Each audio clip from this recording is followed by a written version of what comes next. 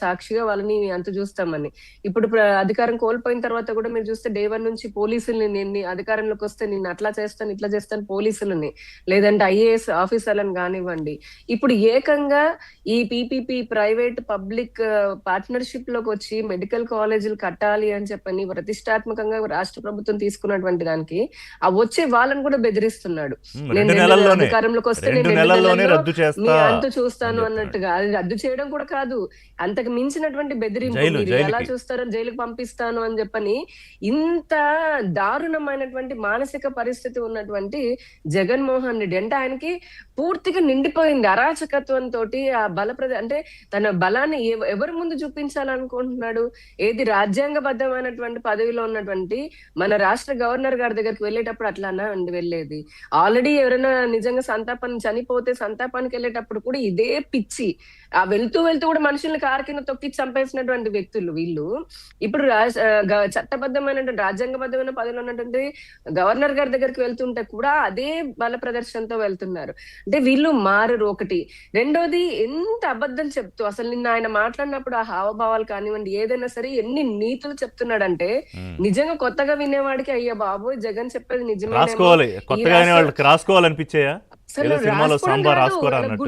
గుండెల్లో దిగిపోతాయండి. వాళ్ళ నిద్రలో ఇలా తట్టి లేపినా అయ్యో నిజమే జగన్, జై జగన్ నిజమే చెప్పేస్తున్నాడు అనుకుంటారేమో. అంత బాగా అసలు అని చెప్తున్నాడు. పక్క నుంచి ఎవరు అందిస్తున్నారు, మామూలు కాదు అందించడం. అదేంటో మరి ఏదో బీజిఎం బ్యాక్గ్రౌండ్ మ్యూజిక్ వేసినట్టుగా ఈయన చెప్తూ ఉన్నారు. మీకు అసలు యోగాంధ్ర అనే పేరు కూడా తెలీదు. ఆ ప్రోగ్రామ్ ఎంత పెద్ద సక్సెస్, ఆ పేరు కూడా పక్క వాళ్ళు యోగాంధ్ర అని అందిస్తున్నా ఆయన అందుకోలేకపోయాడు. యోగా అన్నారు. రిషి గారు ఇక్కడ యోగా అని ఆయన ఎత్తారు. మీరు కూడా అంటే ఆయన అన్నాడు పర్టికులర్లీ ఇలాగా చంద్రబాబు నాయుడు అంటే ఇలా చూపించి ఆయన చెప్పాడు. మనం పీపీపీ గురించి మాట్లాడడానికి కంటే ముందు ఒక లైన్ చెప్తానండి. ఇట్లా ఇప్పుడు యోగా ఆయన నిజంగా యోగా అంటే తెలుసుంటే యోగాలో స్పెల్లింగ్ కనీసం YOGA అని చెప్పని యోగా స్పెల్లింగ్ తెలుసున్నా కూడా ఆయనలో ఇంత విపరీతమైనటువంటి ఆ మానసిక పరిస్థితి ఎప్పుడో దూరం అయిపోయి ఉండేది. ఇట్లాంటి రాష్ట్రాన్ని భ్రష్టు పట్టించాలని ఇట్లా అరాచకాలు చేయాలన్నటువంటి బుద్ధి ఉండేది కాదు. అయితే పీపీపీకి సంబంధించి నేను ఒకటి చెప్తున్నాను స్పష్టంగా. ఇదే జగన్మోహన్ రెడ్డి గారు కాదా ఏమంటారు ఎన్ఆర్ఐ కోటా అని లేదంటే మేనేజ్మెంట్ కోటా అని చెప్పని తీసుకొని వచ్చింది? ఎవరు మర్చిపోయారు అనుకున్నాడు? ఆయన ఎవరిని పిచ్చోళం చేయాలనుకున్నాడండి పదే ఈ మాట మాట్లాడుతూ? ఇప్పుడు ఇదివరకు ఆయన ప్రభుత్వంలో ఉన్నప్పుడు ఆయన నిన్న చెప్తున్నాడు ఏడు నేను కంప్లీట్ చేశానని. చూపించమనండి ఒక్క పులివెందుల్లో ఆయన దానికి 300-400 కోట్లు పెట్టుకొని 300-400 కోట్లతో ఒక్కదానికి తప్పితే ఇప్పటికి భూసేకరణ కూడా పూర్తి కానటువంటివి ఎన్ని ఉన్నాయి రమ్మనండి. అసలు అంతే మనకి ఇందాక క్రెడిట్ చోరీ అని చెప్పని జోస్న గారు కరెక్ట్ గా చెప్పారు. మన దేశానికి ఒక దరిద్రం అక్కడ ఓట్ చోరీ రాహుల్ గాంధీ, తల్లి కాంగ్రెస్. రాష్ట్రానికి దరిద్రం ఇంకొక దరిద్రం ఇక్కడ పిల్ల కాంగ్రెస్ వైసీపీ జగన్మోహన్ రెడ్డి. ఆయన అంతే కెమెరా ముందు ఓ సింహం లాగా వచ్చి ఇంత జరిగిపోయింది ఎలక్షన్ కమిషన్ ఎస్ఆర్ అలా జరిగిపోయింది ఇలా జరిగిపోయింది అంటాడు. పార్లమెంట్ లో అమిత్ షా గారు చర్చకు పెట్టగానే పిల్లిలాగా పారిపోతాడు.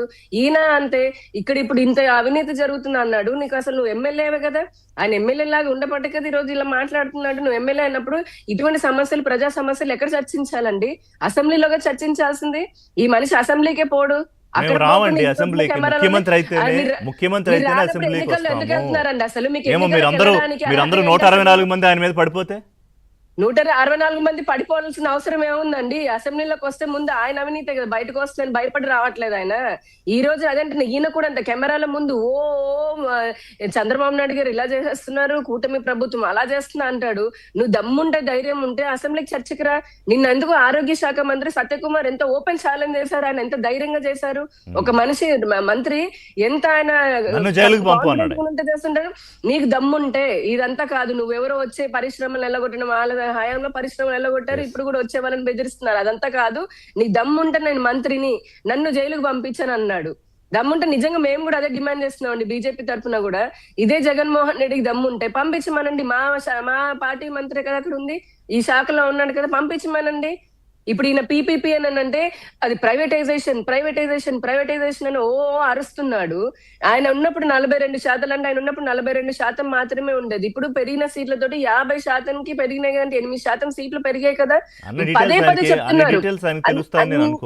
ఆయనకు తెలిసిన నో నో నో నో తెలిసిన this is called deliberate fear mongering అండి. అంటే కావాలని పన్ని కట్టుకొని ప్రజలని ఒక అబద్ధాన్ని పదే పదే 100 సార్లు చెప్తూ ఉంటే అదే నమ్మేసేటటువంటి ఒక వ్యవస్థలోకి వెళ్ళిపోతారు వినేవాళ్ళు కూడా. అటువంటిని దాన్ని ఆ వీక్నెస్ ని అడ్డు పెట్టుకొని ఈయన డెలిబరేట్ గా ఫియర్ మాంగింగ్ చేస్తున్నాడు ఆయన.